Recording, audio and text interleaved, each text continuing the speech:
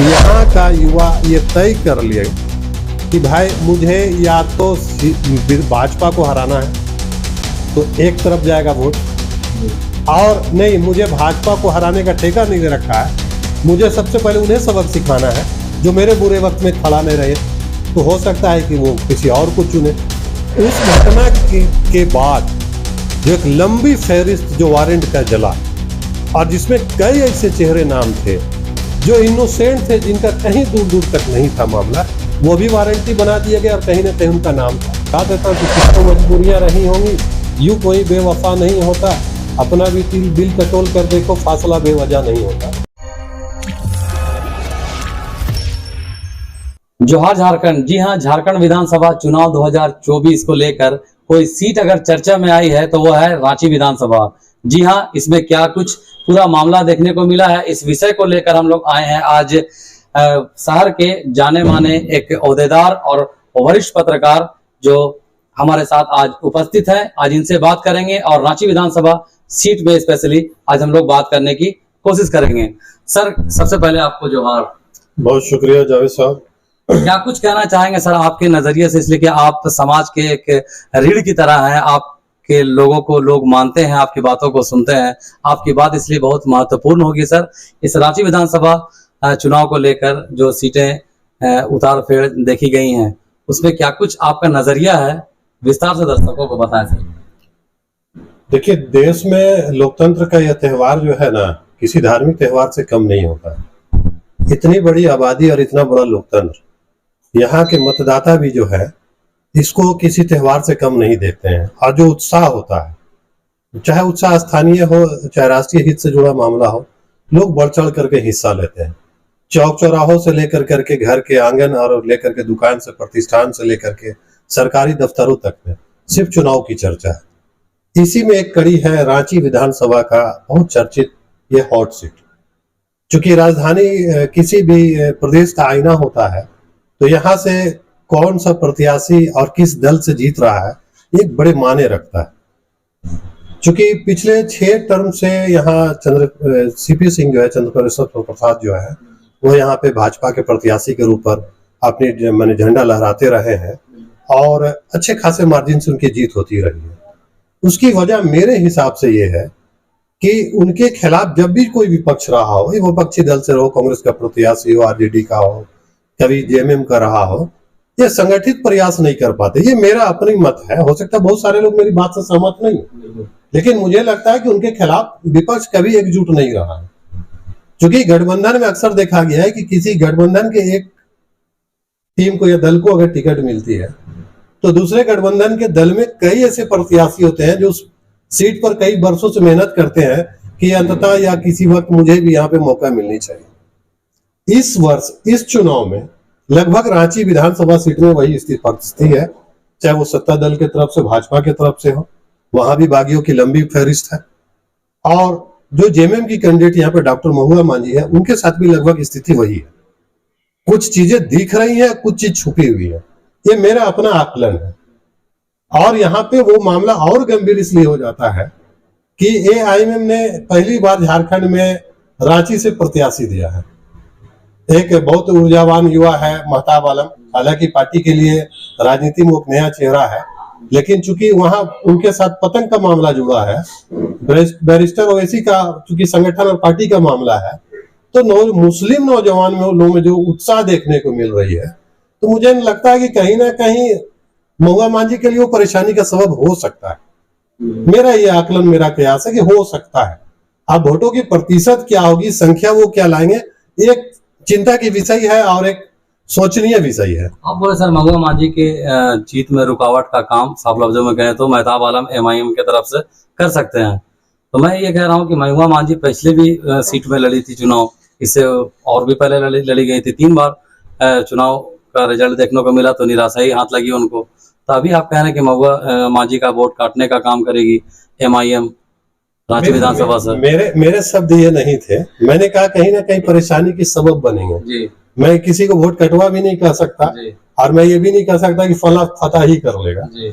लोकतंत्र में सबको अपनी बात रखने का, चुनाव लड़ने का हक है, कोई भी लड़ सकता है। अब है कि यहाँ पे झारखंड के इस सीट में बहुत विचित्र स्थितियां हैं। जी सत्ता पक्ष के तरफ से भी मामला कई है और जो प्रत्याशी है यहाँ के भाजपा के उनके साथ भी कई मामले हैं। जी अगर मैं विस्तार से दो अगर बिंदु पर भी चर्चा करूं तो ये मतदाताओं के अलावा जो दर्शक हमें देख रहे सुन रहे हैं उन्हें भी बड़ा एक अजीब सा रोचक कहानी नजर आएगा।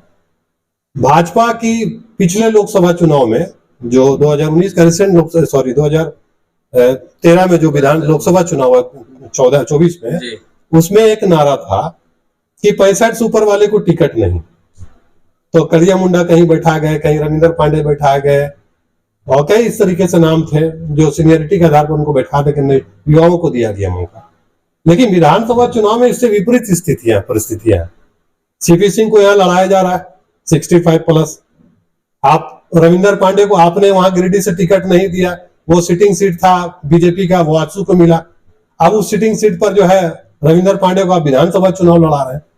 तो ये कहावत है ना कि भाई राजनीति में कुछ भी संभव हो सकता है। बिल्कुल ठीक है। अब रांची के संदर्भ में हम बात करें तो सीपी सिंह 6 बार जीतने के बाद 7वीं बार प्रयास में कि एक बार और मैं विधानसभा पहुंच जाऊं और पारी का अंत कर दूं इसके बाद। लेकिन कहीं ना कहीं भारतीय जनता पार्टी में कई ऐसे युवा चेहरा थे जी जिनको लग रहा था कि भाई इस बार मुझे मौका मिलेगा पार्टी की तरफ, संगठन की तरफ से।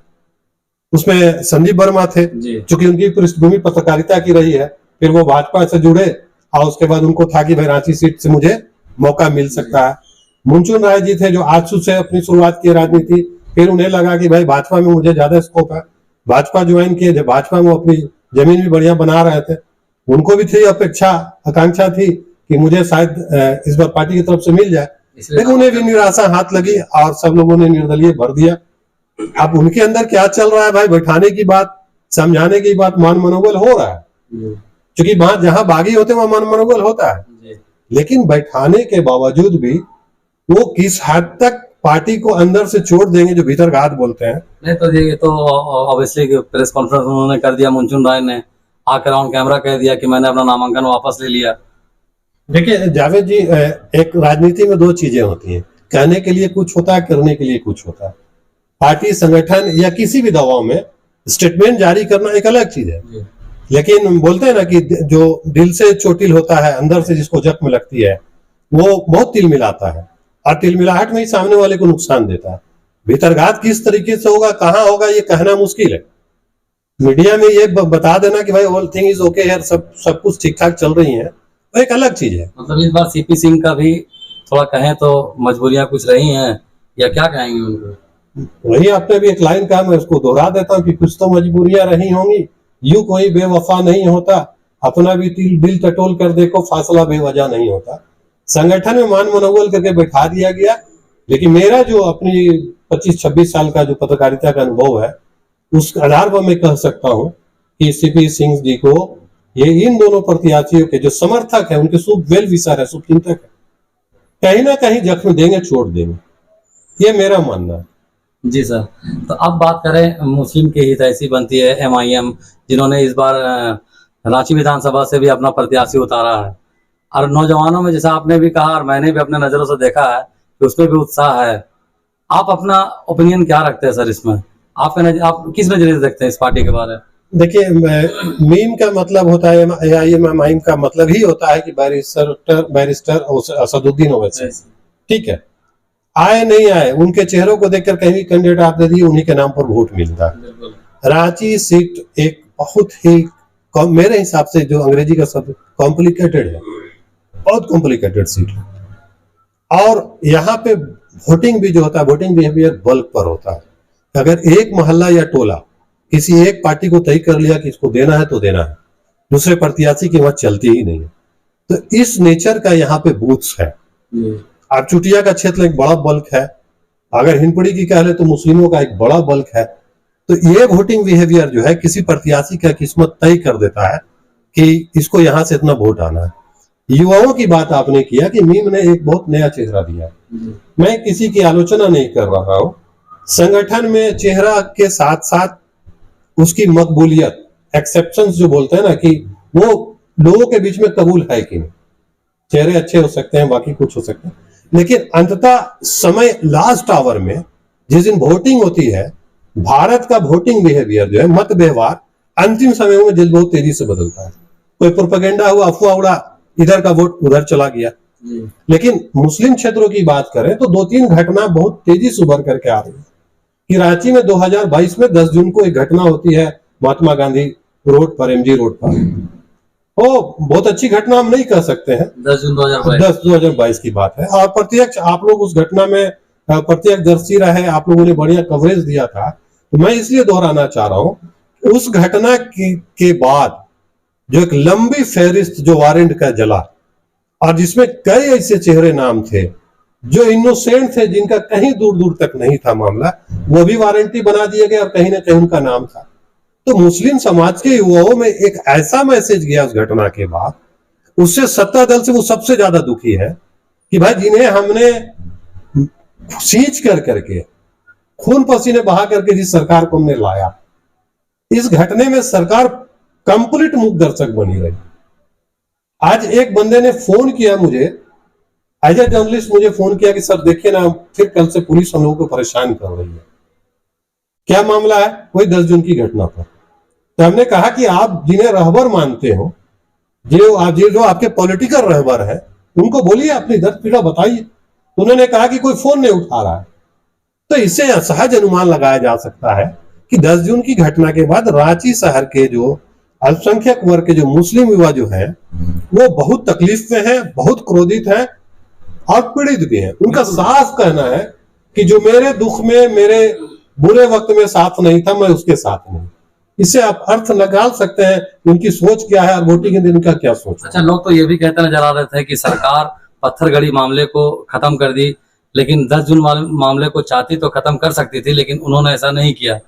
इसमें कहां तक बोलेंगे सर? देखिए जावेद जी, एक बहुत गंभीर सवाल है और कई सवाल का जवाब देने से फिर नए सवाल उभरते हैं। पत्थरगड़ी की घटना जिस वक्त हो रही थी, तो चुनाव के दरमियान, मुझे अगर याद है तो चुनाव के दरमियान सरकार ने या सत्ता पक्ष की तरफ से जो वादे किए गए थे उस क्षेत्र में, पत्थरगड़ी का जो क्षेत्र था जहां घटना खूंटी जिला से लेकर पूरा उधर, उन्होंने उस वादे के अनुसार कैबिनेट में ला करके पत्थरगड़ी से जुड़े देशद्रोह तक के खतरे, केसेस को जो है वो खत्म किया। यह सरकार की अपनी एजेंडा में शामिल था। 10 जून की घटना 2022 की घटना है। ये एक अनावश्यक घटना हो गई थी, एक इंसिडेंट कह सकते हैं, हो गई। 2 बच्चों की जान चली गई, कई लोग घायल हुए, गंभीर रूप से घायल हुए, जान माल का नुकसान हुआ। सरकार, मुझे ऐसा लगता है, मैं एनालाइज कर रहा हूं इसको, मुझे ऐसा लगता है कि सरकार भाजपा के हमलों से इतनी घबराई हुई रहती है, उसे लगता है कि मुस्लिम मामलों में अगर हम कोई सकारात्मक पहल करते हैं तो मुझ पर एक लेवल चस्पा कर दिया जाएगा कि देखिए फला सरकार, हेमंत सरकार जो है मुस्लिम तुष्टीकरण कर रही है। और सरकार इस मुस्लिम तुष्टीकरण का चस्पा लेवल ना लग जाए, उसे वो डिफेंसिव मोड में आ जाती है। और कई मामला जो होता है लोक हित से जनहित से जुड़े पर, उस पर डिसीजन नहीं लेती, डिसाइड नहीं करती है, चीजें गौण रहती है, लोग आग सुलगता रहता है, लोगों में नाराजगी रहती है, चुनाव के समय वो ब्लास्ट करता है। मुझे लगता है कि संभवतः रांची सीट पर इसका बहुत इंपैक्ट दिखेगा 10 जून 2022 की घटना। तो इसका जैसे नुकसान तो खामियाजा महुआ मांझी को उठाना पड़ेगा, सर वर्तमान सरकार जो थी उनको भी उठाना पड़ेगा, लेकिन एक और है सर कि इसका फायदा किसको होगा? फिर फायदे नुकसान की बात मैं नहीं करूंगा जावेद जी, चूंकि मैं पत्रकार हूं, मैं कोई राजनीतिक नहीं हूं कि भाई नुकसान और फायदा गिना दूं। एनालाइज करके मैं बता रहा हूं कि जो मुस्लिम युवा नाराज है, कहीं ना कहीं सरकार के तरफ से जो भी प्रत्याशी हो, एबीसीडी जो मैं नाम लेना चाहता, उनके खिलाफ कहीं ना कहीं तो वो वोट करेंगे। हाँ, अगर उनका विवेक ये कह दे कि नहीं मुझे भाजपा को रोकना है, तो संभवतः वोट का बिखराव ना हो। लेकिन अगर लोग ये ठान ले युवा कि नहीं मुझे तो ऐसे भी यह सीट नहीं जीत पा रहे हैं, पिछले 6 टर्म से देखें, 60 टर्म से, उससे पहले गुलशन लाल अजमानी थे, अभी सिंह साहब है 6 बार से। तो मुझे लगता है इस 35 सालों में झारखंड के जो तीसरी पीढ़ी है, मतदाता की जो तीसरी पीढ़ी है, वो ये मान करके बैठी है कि भाई भाजपा को हराने के लिए कद्दावर चेहरा चाहिए और वोट का परसेंटेज भी थोड़ा बड़ा चाहिए। तो मुझे लगता है मुस्लिम युवाओं में ये दिमाग में ये बैठ गया है मामला कि जीतना तो ऐसे भी नहीं है, तो क्यों ना हम अपनी एक क्यादत, एक अपना नेतृत्व खड़ा कर ले। इस सोच की ओर बढ़ेंगे तो संभवतः है कि एआईएमएम के प्रत्याशी को कुछ वोट मिल जाए, तो इसका सीधा नुकसान सत्ता पक्ष को होगा। सत्ता दल की तरफ से कुछ ऐसी घटनाएं भी हुई हैं, बात भी हुई है जिसको इसमें शामिल करना जरूरी है। झामुमो ले लें या कांग्रेस ले लें, जो इंडिया गठबंधन के घटक है, पिछले अगर हम 5-6 सालों की बात करें तो राजधानी रांची में झामुमो के कद्दावर नेता, झारखंड आंदोलनकारी जमील खान जी एक ऐसे चेहरा थे जिनका एक अपना वजन था, एक राजनीतिक पकड़ थी, जन समर्थित नेता थे। पार्टी विरोधी गतिविधियों के नाम पर उन्हें 6 साल के लिए निलंबित कर दिया गया, लेकिन उस व्यक्ति का जो पृष्ठभूमि रहा है झामुमो को सींचने में, झारखंड आंदोलन में, उसको नजरअंदाज करते हुए उसको संटिंग में डाल दिया गया। पार्टी अगर कोहिनूर हीरे को पहचानती ना तो उसे धोती चमकाती, उसको पॉलिश करके एक खूबसूरत जगह में रखती। तो ये जमील खान जैसे शख्सियत ऐसे थे, पार्टी उन्हें तुरंत 6 महीने के बाद उनका निष्कासन को बर्खास्त करके पार्टी में लाती, अगर संगठन से मोहब्बत होता तो। दूसरा मैं एक एग्जाम्पल दे रहा हूँ, रिसेंट डोंडा में एक घटना हुई थी एक जमीन को लेकर करके, उसमें झामुमो के और झारखंड आंदोलनकारी आजम अहमद का एक मामला जुड़ा था। ठीक है, मैं उसको जस्टिफाई नहीं कर रहा हूं, तो किनसे क्या मामला था, पारिवारिक था, उनका जमीन या संपत्ति के मामले में उस पर नहीं जा रहा हूं, ये जांच का विषय हो सकता है, कानून का विषय हो सकता है। आजम अहमद उस मामले पर हथियारों का बरामदगी जो उसके आवाज से हुआ, उसके बाद वो जेल चले जाते। आजम अहमद और उनके परिवार और उनके शुभचिंतकों का सीधा सीधा कहना था कि आजम अहमद ने पार्टी को सींचा, पार्टी के लिए बहुत मेहनत किया, लेकिन आजम अहमद के साथ जब ये मामला हुआ तो पार्टी ने उनके साथ एक कदम खड़ा नहीं हुआ, ना पार्टी ने कोई बयान दिया, बल्कि उससे किनारा कसी कर लिया। आज मैं देख रहा था सोशल मीडिया में कि आजम अहमद जी आज भाजपा के जो यहाँ से सांसद हैं संजय सेठ, उनके आवास गए, उनसे मिला। अब संभवतः हो सकता है कि वो भाजपा ज्वाइन कर ले। तो कहीं ना कहीं बड़े पुराने और संजीदा नेताओं की अनदेखी, उनकी उपेक्षा संगठन को लगातार कमजोर कर रहा है। यही हाल कांग्रेस में भी है। यहाँ पे लोकसभा चुनाव की बात करें तो लोकसभा के चुनाव में सुबोध जी की जो पुत्री चुनाव लड़ रही थी, कहीं ना कहीं उनका जो हार का अंतर था, उसके पीछे भी मुझे समझ में आ रहा था कि जो कांग्रेस के समर्पित लोग थे, निष्ठावान कार्यकर्ता थे, पुराने मेंबर थे, 35 साल 40 साल से कांग्रेस का झंडा जो है उनको हाशिया में रख देना था। ये भी एक नुकसान का कारण हुआ इंडिया गठबंधन के प्रत्याशियों को। मुझे लगता है कि इन घटनाओं के तथ्य पीछे जाने की जरूरत है, इस पर थोड़ा मेहनत करने की जरूरत है, निष्ठावान लोगों को उसको सम्मान देने की जरूरत है। अदरवाइज आप कैंडिडेट देंगे, क्योंकि कांग्रेस से भी कई ऐसे चेहरे यहाँ थे जो चुनाव लड़ने के मन बना चुके थे कि भाई महुआ मांझी को 2 बार मौका मिल चुका, तीसरा बार कांग्रेस को यहाँ मिले। ठीक है, लेकिन चूंकि गठबंधन में सीट शेयरिंग का मामला आला कमान देखता है, तो व्यवस्था थी, वो लोग खामोश हो गए। फिर डॉक्टर महुआ मांझी को मौका मिला, लेकिन डॉक्टर महुआ मांझी पिछले 5 सालों में जो उनको, मेरे हिसाब से जो उनकी भूमिका होनी चाहिए थी यहाँ पे, जैसे युवाओं का भी आक्रोश दिख रहा है लोगों में, तो इससे समझ में ही आ रहा है कि मैडम को जब भी बुरे वक्त में फ़ोन किया, 10 जून की घटना वगैरह हुई, तो वो यहाँ तक फ़ोन रिसीव नहीं करती थी। उससे पहले कोविड का मामला था, मैडम बहुत माने सेलेक्टेड जगह पर गई, फ़ोन नहीं उठाया, लोग खाने के लिए परेशान थे, लोग दूसरी ज़रूरत के लिए परेशान थे।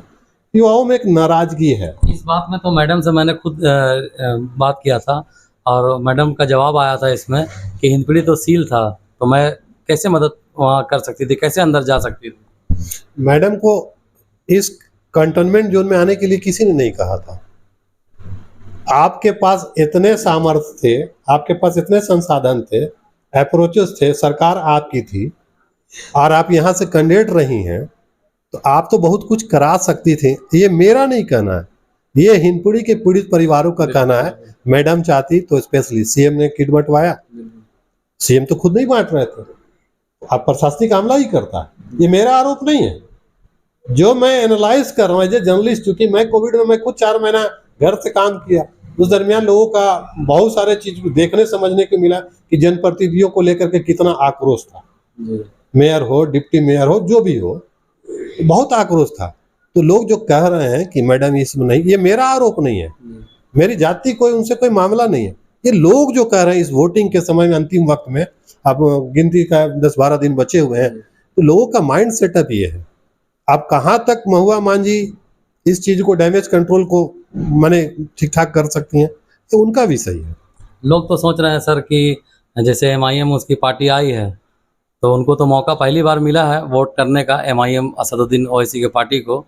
लेकिन लोगों में हम देखें एक बात घूमते कि बीजेपी कहीं जीत ना जाए, बीजेपी का यहाँ विधायक सीपी सिंह फिर से ना बन जाए, इसीलिए उनको हराने के लिए हमको महुआ मांझी को ही वोट करना होगा। वो चाह के भी महुआ ना चाह के भी महुआ मांझी को वोट करेंगे। ये जावेद जी सच्चाई है।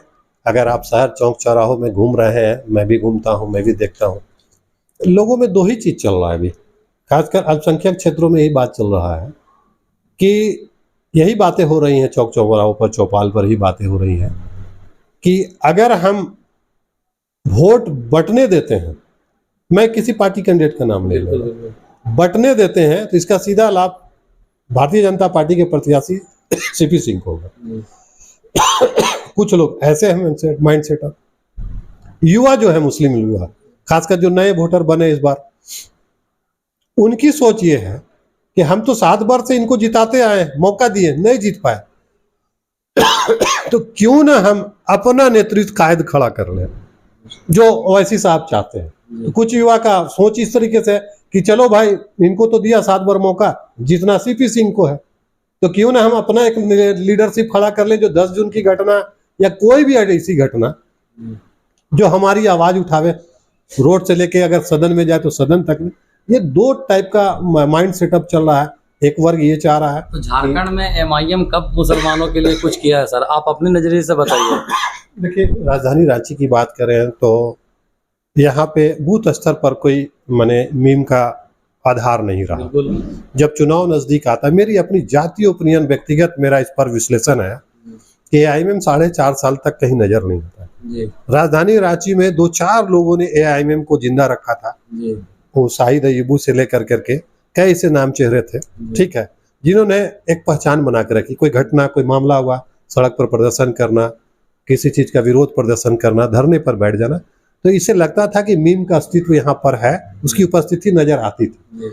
बट पूरे प्रदेश की बात हम करें तो ऑल इंडिया मजलिस मुस्लिम इत्तेहाद जो है, तो इसके साथ एक मामला ये नजर आया कि जनता के बीच इनकी मकबूलियत नहीं रही, कबूलियत नहीं रही, इसलिए 4.5 साल तक संगठन कहीं दिखता नहीं है। जब चुनाव करीब आता है तो नेताओं का दौर भी चालू हो जाता है, टिकट के लिए मारा मारी भी हो जाता है और हर बंदा चुनाव लड़ना चाहता है। मैं आरोप नहीं लगा रहा हूँ, ये मेरा एनालिसिस है कि 2018 में एक लाइन भी लिखा था, उसमें मैं देश पुराण अखबार में था, मैंने लिखा था, और हमारे एक उर्दू साहब भी बड़े मित्र भी थे साथ में, तो उन्होंने ही सुझाया कि जिलानी साहब इस लेख पर आप डाल दें स्टोरी पर कि भाई एआईएमएम का जो है माने झारखंड में पतंग की डोर कमजोर हाथों में। मैंने इसको लिखा था, लोगों ने पसंद भी किया। कमजोर हाथों से मुराद तक उस समय हुबान मलिक जी थे यहाँ पे प्रदेश अध्यक्ष, और उसमें बड़े पैमाने पर टिकटों का खेला हुआ था, इधर से उधर खरीद बिक्री हुई थी। तो संगठन को मजबूत बनाने की जगह में लोगों ने इसको एक जरिया बनाया था। मैं आरोप नहीं लगा रहा हूँ, जो वास्तविकता है उससे मैं अवगत करा रहा हूँ मतदाता को और आपके चैनल के माध्यम से। लेकिन इन 4 सालों में संगठन कुछ मजबूत हुई, पर बूथ स्तर पर नहीं हुई।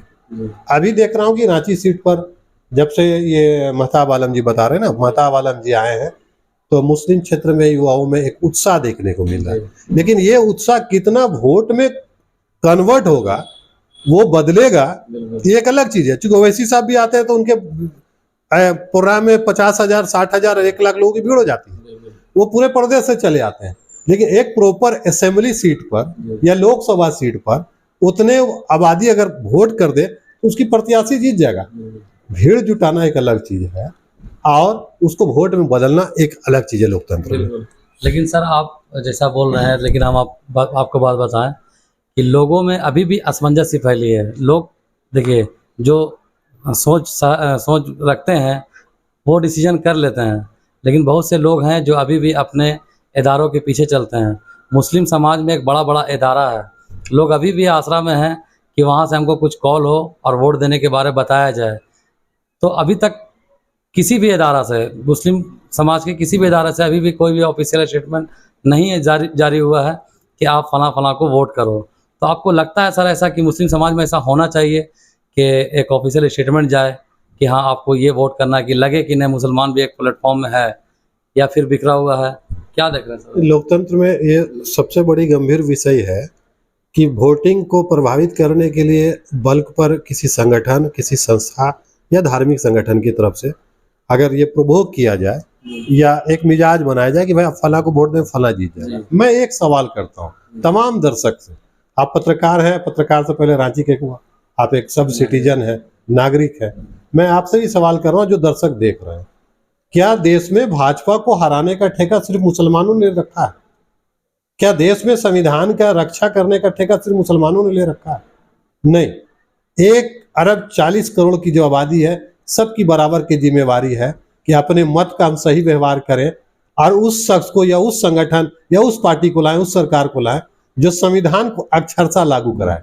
सबका हक बराबर, सारे लोग कहते हैं कि सबका साथ सबका विकास, वो प्रैक्टिकल दिखनी चाहिए। तो मैं ये कह रहा हूं कि यहाँ का युवा ये तय कर लिए कि भाई मुझे या तो भाजपा को हराना है तो एक तरफ जाएगा वोट, और नहीं मुझे भाजपा को हराने का ठेका नहीं ले रखा है, मुझे सबसे पहले उन्हें सबक सिखाना है जो मेरे बुरे वक्त में खड़ा नहीं रहे, तो हो सकता है कि वो किसी और को चुने।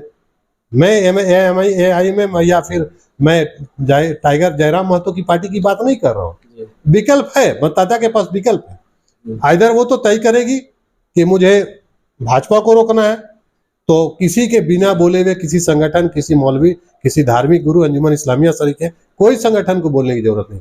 देश का मतदाता, रांची का मतदाता बहुत जागरूक है, वो निर्णय ले लेगी अंतिम समय में कि मुझे किसके साथ जाना है, और ये तय कर लेगी कि नहीं मुझे इनके किसी के साथ नहीं जाना है, मुझे अपना लीडरशिप खड़ा करना है, तो वो भी अंतिम समय में तय कर लेगी क्या तो लीडरशिप करना है या भाजपा को रोकना तो सर ये अंतिम समय कब आएगा, कैसे वो निर्णय लेगी, किसके कहने पर लेगी, कौन उसको गाइड करेगा? मुझे लगता है कि हम लोग अपनी भाषा में कहते हैं चुनाव का चांद रात, और चुनाव का चांद रात होता है जिस दिन आपका प्रचार बंद हो जाता है, सारा वास्तविक या जो अजूबे खेल होते हैं उसी रात होती है। तो ये तय कर लेंगे प्रत्याशी और रांची की जनता ये तय कर लेगी कि भाई मुझे करना क्या है। आपका वोट किसको जाएगा सर? ये तो जावेद जी गोपनीय रहे, चूंकि मतदान गोपनीय है और इसकी गोपनीयता बनी रहे, इस तरीके से पूछना मुझे नहीं लगता है कि ऑन कैमरा ठीक रहेगा। अच्छा सर, तब लास्ट वोटरों से अपील कर दें जो अपने कुछ दुकान को, मकान को लेकर वोट देना नहीं जाते हैं, तो उनको क्या अपील करेंगे सर, वो कर दे लास्ट?